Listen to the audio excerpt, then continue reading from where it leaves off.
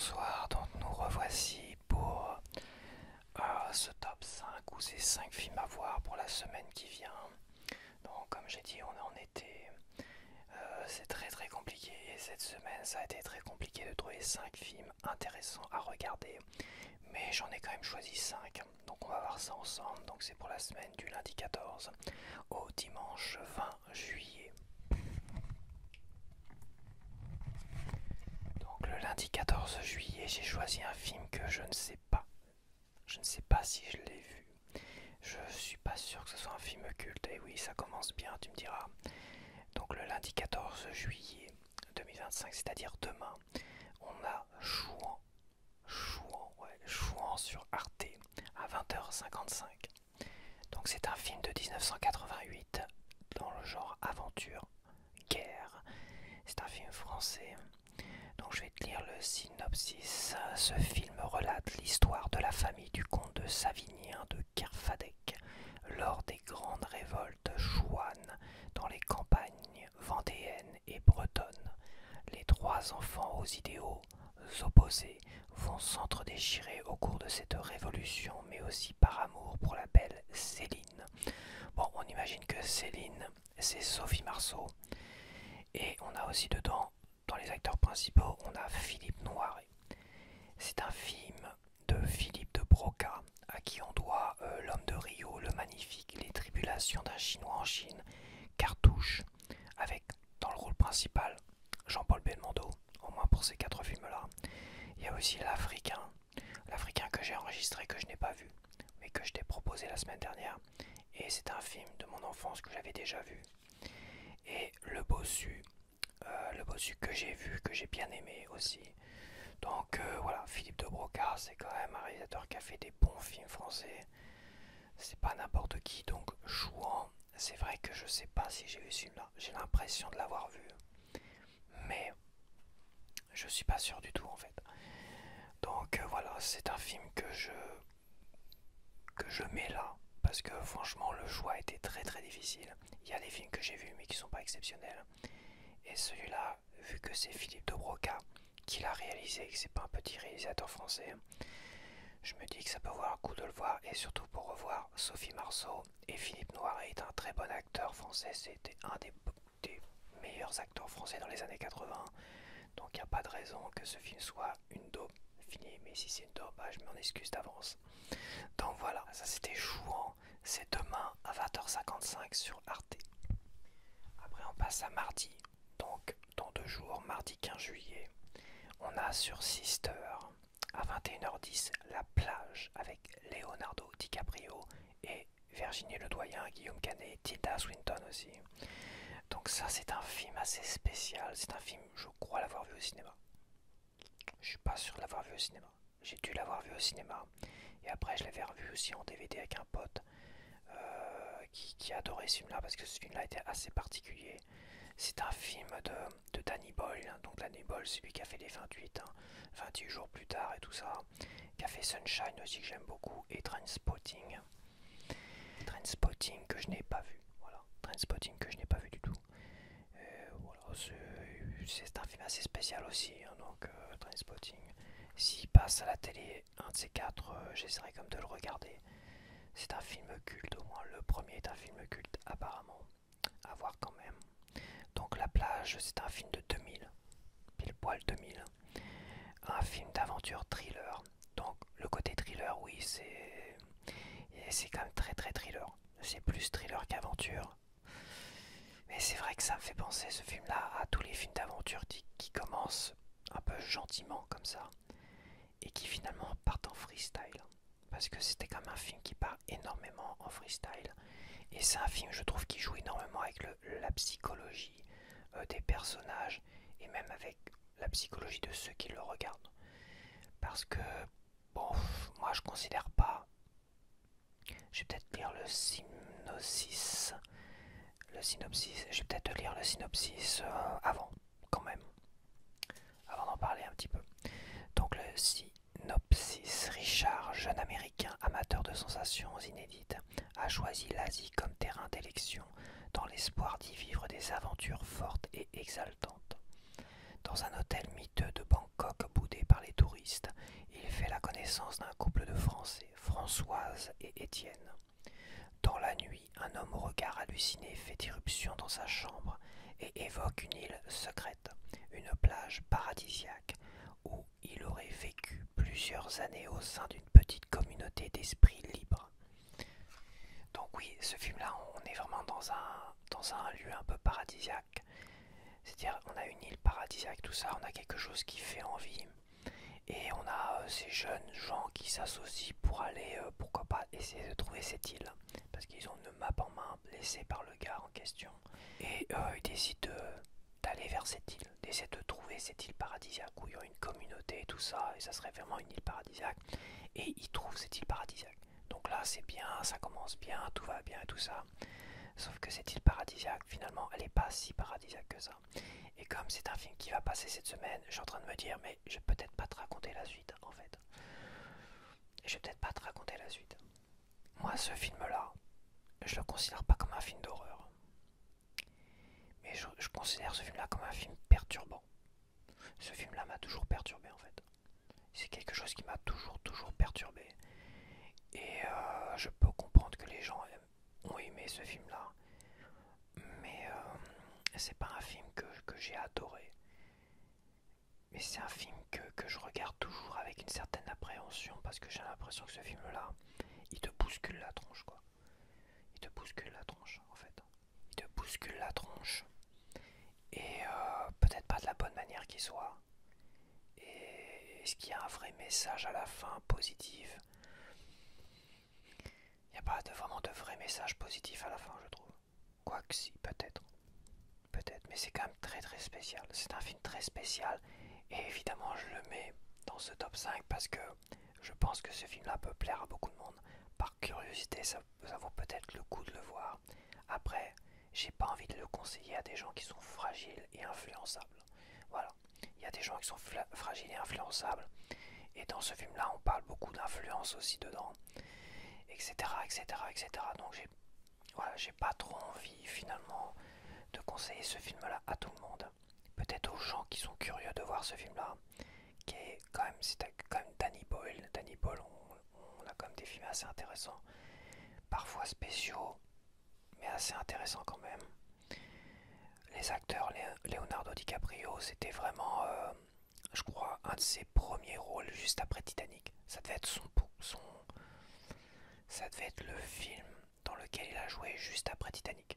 C'est-à-dire, il ressemble quasiment à DiCaprio dans Titanic, quoi.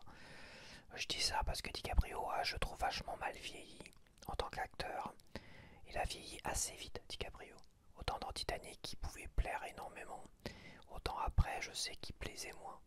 Et dans La Plage, on a encore le DiCaprio de Titanic, encore assez jeune, tu vois. Et après, il vit, alors je sais pas s'il vit, c'est génétique ou si il a peut-être abusé de l'alcool, des substances ou tout ce que tu veux. Peut-être pour ça qu'il a peut-être moins, il a peut-être grossi aussi, je ne sais pas. Peut-être que c'est juste génétique, hein. Il y en a, je les connais, ils étaient très beaux jeunes. Et génétiquement, ils vieillissent plus mal que d'autres, c'est comme ça. En tout cas, DiCaprio, dans Titanic, il avait cette goulette, tu vois. Il y a eu aussi Mort ou Vivre, des films comme ça, où il avait cette jeunesse et cette beauté qui plaisait énormément, qui attirait énormément l'œil des femmes, éventuellement, ou des hommes. Euh, et dans La Plage, on a un peu la continuité de ce DiCaprio. Après, c'est vrai qu'on a de moins en moins retrouvé un DiCaprio aussi séduisant, aussi beau. Voilà, aussi beau. Il avait cette candeur et cette beauté là qui faisait que voilà, il attirait l'œil. Même moi, en tant qu'homme, et que je suis pas attiré par les hommes, mais je vois ça. Et voilà, et c'était vraiment l'après Titanic, juste l'après Titanic, le DiCaprio après Titanic. C'est ça qui est assez perturbant aussi, quoi. C'est pas, ça n'a rien à voir avec Titanic. Et tu retrouves ce, ouais, c'est perturbant. C'est un film qui peut perturber. Puis voilà, je te le conseille pas, à toi de voir. Là, je suis en train de m'embrouiller un petit peu et je vais arrêter avec La Plage. Donc c'est La Plage, c'est mardi 15 juillet à 21h10 sur Sister. Donc là, on saute à vendredi. On passe du mardi à vendredi 18 juillet. donc c'est sur RTL 9 à 20h55, c'est Légion, l'armée des anges. Donc Légion, l'armée des anges, c'est un film qu'on peut considérer comme, eux ils mettent action horreur, voilà. On peut mettre fantastique, ouais, action horreur, ouais. Ça reste un film, c'est un film que j'ai vu qu'une seule fois il y a longtemps. C'est mon frère qui me l'avait conseillé. À un moment donné, je suis tombé dessus, je l'ai regardé. Et c'est un film qui est assez marquant sur certaines scènes, notamment la scène de la vieille dame. C'était assez marquant. Après, pour le reste, c'est un univers un peu apocalyptique, euh, assez religieux, on va dire. Voilà, c'est des anges et des monstres, peut-être des vampires, enfin des démons. Voilà, c'est l'humanité, au lieu de se transformer en des vagues de zombies, se transforme en des vagues de démons. En gros, c'est ça. Et on a une nana enceinte qui aurait en elle le Messie, le nouveau Messie ou je sais pas quoi, et qu'un ange, un ange assez badass et rock'n'roll, qui est joué par Paul Bettany, est là pour sauver cette fille qui est enceinte et ce gamin en question, tu vois. Là où tous les anges de la mort veulent tuer ce gamin. Donc c'est vraiment, c'est intéressant. On a un côté vraiment survie. On a aussi un côté la nuit des morts vivants où ils sont à un moment donné bloqués dans un endroit. Là c'est un petit resto-route, on va dire, resto-route aux États-Unis, soit. Ils sont bloqués un peu dans cet endroit-là pendant longtemps. Je pense que la plupart, enfin, le film dure assez longtemps dans cet endroit-là et ça me faisait penser un peu à La Nuit des Morts Vivants, tu vois. C'est un film d'action, horreur, un peu nanar quand même. Voilà, c'est pas un chef-d'œuvre de ce que je me rappelle. Je vais peut-être le revoir. Bon, après, j'ai pas envie de me nourrir de trop de films assez violents. C'est pour ça que La Plage, j'ai pas envie de me le revoir parce que psychologiquement, c'est un film qui bouscule la psychologique. Légion, l'armée des anges, je pense que c'est un film qui va être un peu gore, sanglant, sur la fin du monde, sur les démons, les anges. J'aime bien les films sur les possessions et les films de voyage dans le temps. Tout ce qui est voyage dans le temps et possession, c'est des thèmes que j'adore. Il faut absolument que je regarde ces films-là. Là, on n'est pas vraiment dans une sorte de possession, mais c'est ange, démon, horreur, action, nanar, quand même un petit peu. Et il y a quand même des références un peu à La Nuit des Morts Vivants. Quelques références à La Nuit des Morts Vivants pour le côté on se barricade et on tente de survivre, on tente de s'échapper de ce lieu malgré tout. Dans La Nuit des Morts Vivants, il y avait récupérer un véhicule, mettre de l'essence et essayer de s'échapper, tout un truc comme ça. Ça fait longtemps que je l'ai pas vu non plus, La Nuit des Morts Vivants. Je l'ai conseillé récemment, mais j'ai pas eu envie de le revoir. La Légion, l'armée des anges, je sais pas si je vais le revoir. Je vais peut-être te lire quand même le synopsis. Le synopsis. Moi, je dis synopsis n'importe comment depuis longtemps, mais j'aime le dire comme ça, n'importe quoi. J'aime le dire un peu paragouiné en anglais, le synopsis. Je vais te lire le synopsis, mais logiquement on dit synopsis. Mais à force de le dire n'importe comment, j'oublie comment le dire correctement. Donc, je vais te lire le synopsis et pas le synopsis. Le synopsis. Donc c'est un film de 2010, action horreur. La dernière fois que Dieu perdit la foi en l'humanité, il provoqua un déluge. Cette fois, il envoie des anges. Le seul espoir de la race humaine réside à l'archange Michael, qui s'est donné pour mission de protéger un enfant, susceptible de sauver l'humanité. On ne sait pas comment, mais voilà. Un petit groupe de résistants se constitue au milieu du désert, tentant de survivre à la légion d'anges dévastateurs. Ouais, donc t'as les anges démoniaques et t'as l'ange du bien, l'ange Michael, l'archange Michael. Voilà. Donc apparemment c'est Dieu lui-même qui perd foi à nouveau en l'humanité, qui envoie plein d'anges démoniaques tuer un gamin, en gros, c'est ça. Et c'est l'archange Michael qui s'est donné tout seul l'idée de protéger ce gamin-là qui va sauver l'humanité de Dieu qui pète un câble apparemment. Ouais, c'est intéressant quand même. Voilà, voilà. Donc c'est avec Paul Bettany et Lucas Black. Alors Paul Bettany, il a joué dans Légion. Ils mettent ça en tête parce que c'est, je pense, ça doit être un de ses seuls rôles principaux. Il a joué dans Priest, mais Priest avec le même réalisateur d'ailleurs. Priest, c'était pas terrible quand même. Vision. Dans Chevalier, voilà, c'est ça, il a bien joué dans Chevalier, dans Un homme d'exception, dans Da Vinci Code. Dans Da Vinci Code, c'est le fou furieux, c'est le religieux extrémiste qui tente de tuer tout le monde, toi, et qui se flagelle à coups de machin. Ça, je l'ai pas vu. Master et Commander, c'est vrai. Dans Master et Commander aussi, super film. Il a joué dans La plus belle des victoires. Ah non, je l'ai pas vu ça. Je confonds avec un. Il a joué dans Avengers, les Avengers.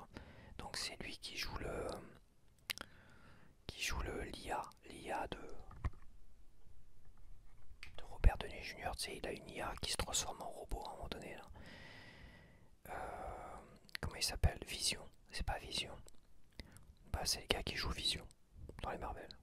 Ouais, je crois que c'est ça, Vision. À part, c'est vrai que Chevalier, pour moi, c'est un film qui m'a le plus marqué avec lui. Les autres, je me rappelle un peu moins. Da Vinci Code, je me rappelle aussi. Et les Marvel, quand il prend la place de Vision, évidemment.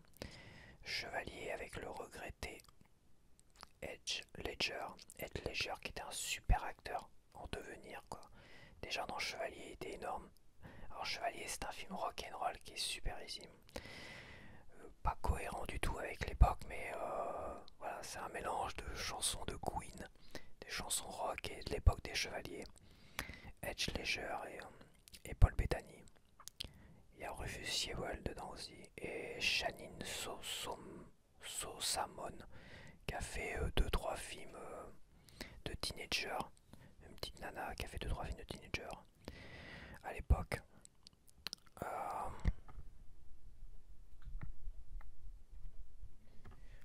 Après on l'a plus revu cette nana là.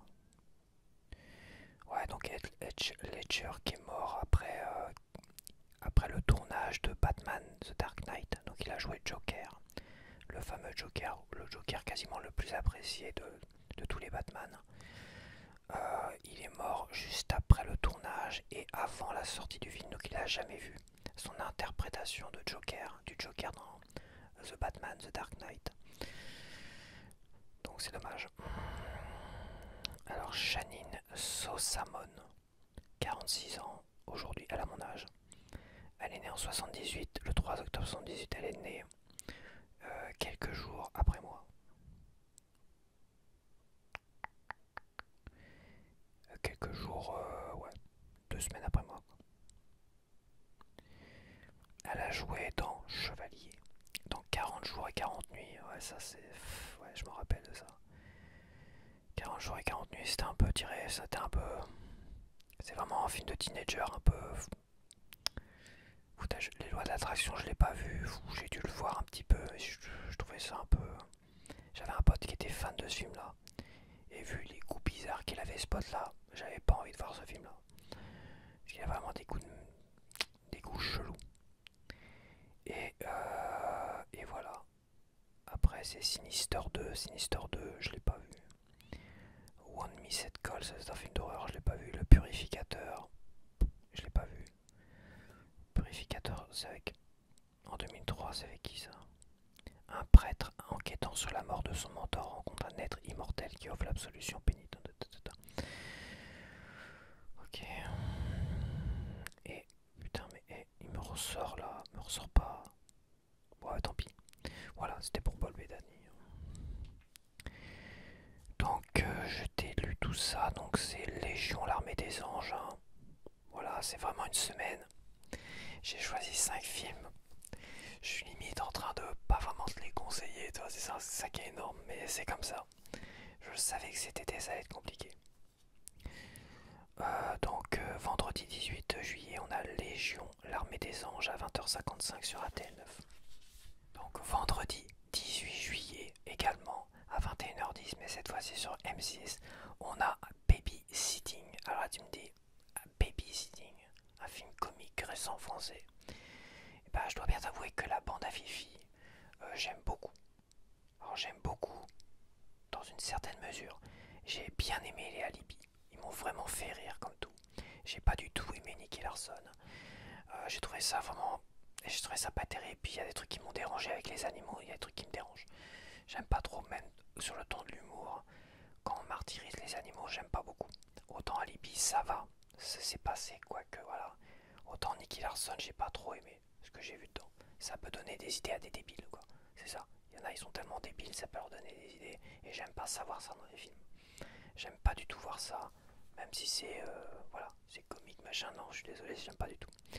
Et Babysitting 2, j'avais vu le début à un moment donné, j'ai trouvé ça nul à chier. Et là, c'est le premier Babysitting qui apparemment est culte dans les films, dans la filmographie de la bande à Fifi. Donc, le réalisateur, c'est Philippe Lachaud. Le blond, là, dans la bande, toi. Et pareil, Babysitting, c'est vraiment bien. Voilà. Et comme moi, j'ai bien aimé Alibi, même si, le 1 et le 2 d'ailleurs. Et que j'ai bien aimé aussi un autre film avec eux, là, mais c'était pareil, c'est par Philippe Lachaud. C'était quand le gars, il lui reste quelques jours à vivre, toi. Je sais plus comment il s'appelle ce film-là. Ça doit être 30 jours. 30 jours, il y a une suite, je crois. La suite, ça doit être 3 jours. Donc là, ça va être 30 jours. Et le gars, il apprend qu'il lui reste 30 jours à vivre, tu vois. Il est flic. Et finalement, bah, il fait le cador, il fait le kéké, machin, tout ça. Alors qu'en fait, c'était une erreur. Il lui restait pas 30 jours à vivre, quoi. Ou c'est un truc comme ça. Et j'avais bien aimé aussi celui-là de la bande à Fifi, quoi. Réalisé, je crois, par l'acteur principal. Je crois que c'est lui. Je sais plus comment il s'appelle d'ailleurs. Et donc c'est pour ça que je vais me laisser tenter par le premier Babysitting. Je vais te dire le synopsis. Et, et voilà. Donc c'est un film de 2014, une comédie. Donc si tu as envie de voir une comédie, de l'autre côté t'as Légion, un film d'action, nanar, horreur. Et là t'as une comédie un peu burlesque, hein. Ils font quand même du burlesque. C'est du burlesque, faut le dire. Alors je sais pas si celui-là il va être burlesque, mais je pense que oui. Donc, faute de babysitter pour le week-end, Marc Chaudel confie son fils à Rémi. Son fils Rémi à Franck, j'apprends à lire. Je recommence. Faute de babysitter pour le week-end, Marc Chaudel confie son fils Rémi à Franck, son employé, un type sérieux selon lui. Sauf que Franck a 30 ans ce soir et que Rémi est un sale gosse capricieux. Au petit matin, Marc et sa femme Claire sont réveillés par un appel de la police qui les informe que Rémi et Franck ont disparu. Au milieu de leur maison saccagée, la police retrouve une caméra. Marc et Claire découvrent, hallucinés, les images tournées pendant la soirée. À voir, c'est vrai que j'en ai entendu parler, j'avais vu des bandes annonces, tout ça, et rien que l'histoire, le synopsis me fait envie, j'ai envie de le voir, et quand je sais qu'ils sont dans un délire alibi.com machin, c'est une comédie, ça peut éventuellement me plaire, un film que je me conseille de regarder, je pense que je vais le regarder. Voilà, même si le début de Babysitting 2, j'ai trouvé ça nul à chier, que j'ai arrêté tout de suite. Celui-là, j'ai envie de le voir. J'ai envie de voir ce que ça peut donner. Voilà. Comme maintenant, j'apprécie un peu plus la bande à Fifi. Parce que c'est vrai que le début de Babysitting 2, c'était avant que je voie les Alibi. Et peut-être avant que je voie le film 30 jours. C'était peut-être avant, je crois après peut-être. Avant ou après. Parce que j'avais envie d'en voir un peu plus de la bande à Fifi. Mais c'est vrai que Nicky Larson, ça m'avait refroidi parce que je l'ai vu, je crois que c'est le tout premier film que j'ai vu d'eux, en fait, Nicky Larson. Et je l'ai vu il y a longtemps et j'avais trouvé ça vraiment naze. Et j'avais vu 30 jours que j'ai bien aimé. J'ai dû voir là après le début de Babysitting 2 et là j'ai non, c'est pourri en fait. Donc ça m'a refroidi à nouveau. Et après j'ai vu Alibi. J'ai trouvé ça intéressant la bande-annonce et je dis tiens je vais peut-être voir Alibi. Et j'ai adoré Alibi et j'ai regardé la suite après sur TF1, je crois qu'ils ont dû passer les deux. Au bout de peut-être une semaine, 2 semaines après, ils ont dû passer le deuxième derrière. Et j'avais bien aimé aussi, donc là voilà. J'essaie de me convaincre qu'il faut que je regarde ce film là. Peut-être que ce sera un chef-d'œuvre et que je vais rigoler, je vais aimer. Enfin un chef-d'œuvre. C'est pas des chefs-d'œuvre non plus, c'est des comédies sympathiques où tu passes un bon moment à regarder. Voilà quoi. Ils seront jamais dans mes top 20. Donc voilà, donc il y a Babysitting à 21h10 sur M6, vendredi 18 juillet. Et on va finir avec un film rétro, le dimanche 20 juillet, donc la semaine prochaine, à 21h sur Arte, on a Le Canardeur, un film avec Clint Eastwood et le jeune Jeff Bridges. Le Jeff Bridges qui est connu pour un de mes films préférés, Suzy les Baker Boys, et beaucoup d'autres titres. Beaucoup qui adorent Jeff Bridges dans The Big Lebowski. C'est un film particulier que j'ai pas plus aimé que ça. Donc Le Canardeur, C'est un film rétro de 1974. Voilà, un action-crime. Voilà, ouais, catalogué dans action-crime. Donc je vais te lire le synopsis. Le braqueur de banque John Thunderbolt se lie d'amitié avec Lightfoot, un jeune aventurier.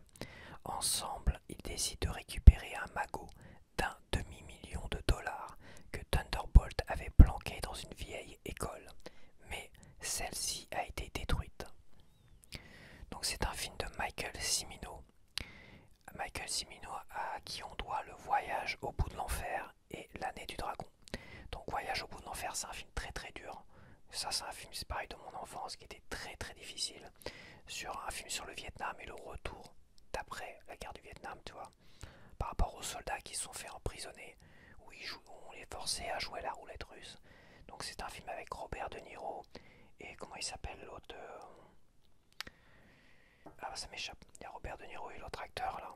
Ces deux acteurs. Et c'est un film vraiment très très difficile. C'est pas un film que j'ai envie de revoir aujourd'hui. C'était déjà un film très difficile à regarder. Moi en tant que gamin.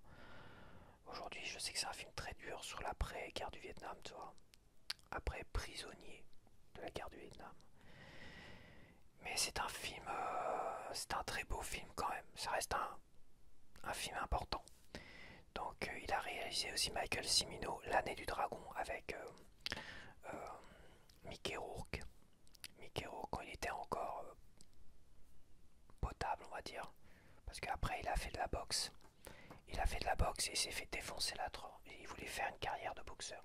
Donc il commençait une carrière d'acteur où on lui a donné comme des grands rôles, où il avait vraiment des rôles importants, où c'était The Beau Gosse de service à l'époque. Hein. C'était The Beau Gosse avant DiCaprio et compagnie. Hein. Mickey Rourke, attention, dans 9 semaines et demie, dans L'année du dragon, mais aussi dans Earth, je sais plus quoi là, avec Robert De Niro justement. Ah bah merde alors. Ça fait tellement d'informations aussi qui s'évaporent comme ça. Mickey Rourke. Mickey Rourke dans 9 semaines et demie. Après The Wrestler, c'est après. Harley Davidson et l'homme Santiago. Mais là déjà il avait pris dans la tronche. Angel Heart. Le film avec De Niro c'est Angel Heart. Mais ce gars-là, à un moment donné, il décide de faire une carrière de boxeur. Il veut être boxeur, voilà, il a envie de ça. Sauf qu'à un moment donné, il se fait bien défoncer la tronche en fait. Donc il prend du poids, il devient un peu plus gros, alors il était nickel avant. Il se fait défoncer la tronche et il s'est fait réparer la tronche à coup de chirurgie, mais de la mauvaise chirurgie, donc c'est ce qui fait qu'il a été défiguré après. Et déjà dans Harley Davidson et l'homme au Santiago, déjà il avait commencé à prendre dans la tronche. Avant chirurgie, déjà il commençait à être défiguré. Sauf qu'après il était tellement défiguré que plus personne voulait le prendre dans ses films. Quoi. Et on l'a revu beaucoup plus tard, totalement défiguré par la chirurgie, quoi, qui ont tout fait pour essayer de sauver ça, mais je pense qu'ils ont la chirurgie à foirer, ou vous pouvez peut-être pas faire grand chose. Donc on l'a revu dans Iron Man 2 où il fait le méchant. On a vu dans des films un peu pourris nanar. On a vu dans The Wrestler, mais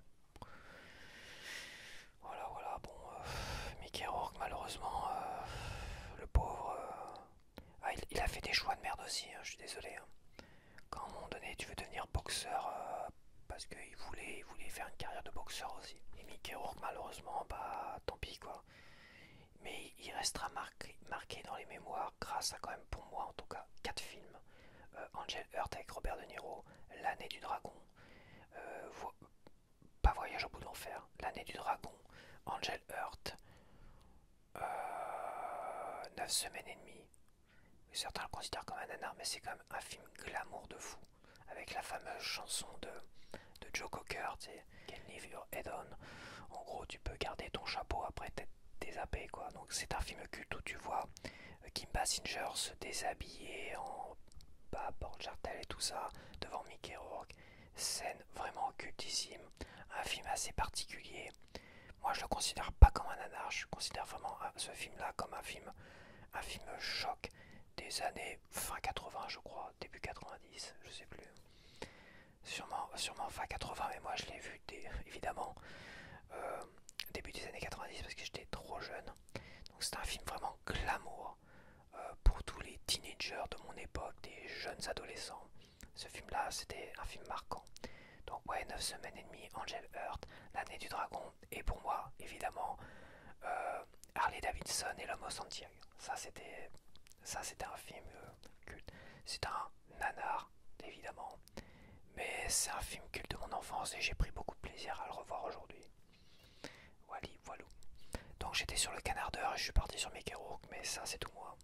Donc le Canardeur avec Clint Eastwood et Jeff Bridges, un film de 74 que j'ai vu il y a longtemps, que j'avais bien aimé. Je me rappelle avoir vraiment bien aimé ce film-là. J'ai dû le voir même plusieurs fois. On devait l'avoir en VHS et j'avais dû le revoir plus tard et je m'étais fait ah il y a Jeff Bridges qui joue dedans. Je m'étais fait la réflexion après. Donc c'est un film que j'ai vu plusieurs fois. C'est un très bon film. Après, est-ce qu'on peut parler de chef-d'œuvre? Peut-être pas non plus. Mais si t'as envie de voir un film rétro avec Clint Eastwood, et ça reste comme un très bon réalisateur qui a fait des super films. Il a fait des films de merde aussi, mais il a fait des super films quand même. Donc voilà, j'ai fait le tour. Je vais pas te faire un récapitulatif parce que ça reste une semaine assez pauvre en films intéressants. Là, on attaque vraiment les grandes vacances. Ouais, on attaque vraiment les grandes vacances. Ça va se ressentir au niveau des films. Beaucoup de films français comiques. Il y en a d'autres, c'est vrai. Mais à un moment donné, bon, c'est des films qui sont vus, revus et revus. Comme j'ai dit, Les Buts Spencer et Terence Hill, c'est des films que j'adorais jeune, qui aujourd'hui, bah, j'aime beaucoup moins. Et je sais qu'il y avait les super flics de Miami, mais bon, voilà, c'est pareil, hein, ça a tellement mal vieilli, tous ces films-là, que je peux pas vraiment les conseiller, donc je préfère partir sur d'autres films, des films où je sais pas si je les ai vus, que j'ai vus mais qui sont spéciaux, que j'ai pas forcément adoré, mais peut-être que toi tu vas aimer. Un nanar action horreur, un film comique français culte burlesque de la bande à Fifi que je n'ai pas vu. J'ai pas tout aimé d'eux, mais peut-être que je vais aimer celui-là, je ne sais pas. Ça, je me le conseille pour moi. Et Le Canardeur que j'ai vu, ça va être le film que j'ai vu le plus de fois, c'est Le Canardeur. Ah non, c'est La Plage. Non, parce que La Plage, je l'ai vu plusieurs fois à cause d'un pote qui met ce film-là. Et j'avais revu. Ça va être La Plage que j'ai vu le plus de fois dans ces 5-là, avec Le Canardeur. Le reste, je l'ai vu une fois, l'autre je suis pas sûr de l'avoir vu, et l'autre je l'ai pas vu du tout. Voilà. Donc voilà, c'est fait pour cette semaine. J'espère que tu trouveras quand même ton compte là-dedans. Et on se retrouve la semaine prochaine pour un nouveau 5 films à voir pour la semaine.